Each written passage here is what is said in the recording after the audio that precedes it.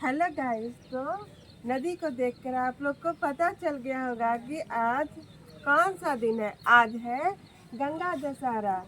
और आप लोग जानते ही हैं, भारत में जो भी कोई किसी भी नदी को देखता है उसे गंगा नदी ही कहा जाता है। पर ये और मैं तमसा घाट पर 10-12 साल वर्षों बाद आ रही हूँ और इसका परिवर्तित और सुंदर रूप देखकर मैं तो निहाल हो गई। ये घाट इतना सुंदर बन चुका है। गंगा दशहरा क्यों मनाते हैं? तो कहा जाता है कि ज्येष्ठ की शुक्ल पंचमी के दिन ही गंगा की धरती पर प्रकट हुई थी। और इसके पीछे एक कहानी भी है।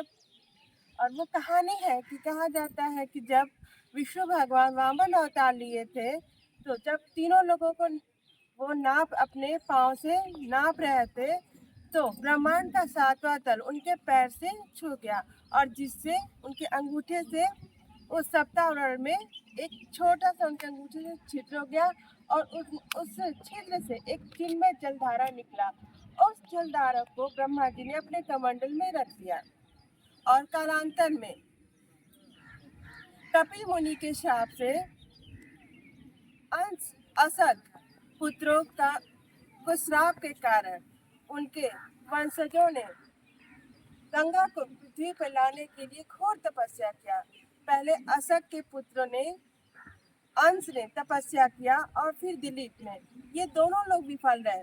फिर उसके बाद दिलीप के पुत्र भागीरथ ने घोर तपस्या करके गंगा जी को पृथ्वी पर लाने पर सफल हुआ और गंगा जी शिव जी के जटाओं से होकर हिमालय से निकलती हुई हमारे मैदानी इलाकों में बहती है। तो ये रहा ज्येष्ठ शुक्ल पंचमी की गंगा दशहरा की कहानी। तो और चलिए हम आपको आगे के घाटों का दृश्य दिखाते हैं। चलिए, हमारे 2 ही घाट थे।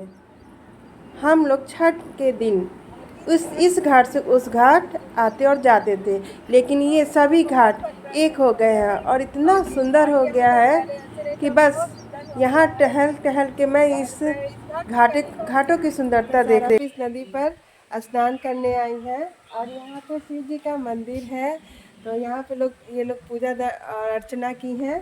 तो थोड़ा सा मंदिर का भी दर्शन आप लोग को करा दिया जाए।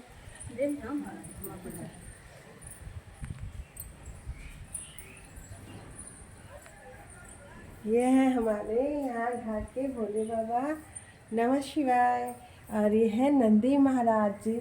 और इधर से ये देखिए आपका नदी भी दिखता है और आप लोग को दिखा भी होगा। ओके, पूजा करने के लिए जल भी लोटा लेके जा रही है। और इस घाट के मंदिर के पास ये देखिए क्या लिखा है, दीन दयाल बिरधु संभारी हरहु नाथ मम संकट भारी। यहाँ पे श्री राम जी का चित्र है और ये तुलसीदास जी हैं। क्या लिखा है,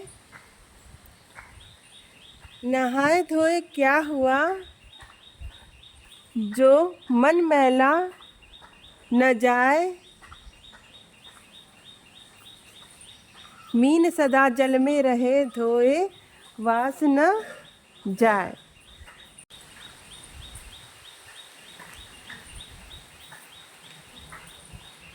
ये भी पूजा करने के लिए यहाँ इस मंदिर में आई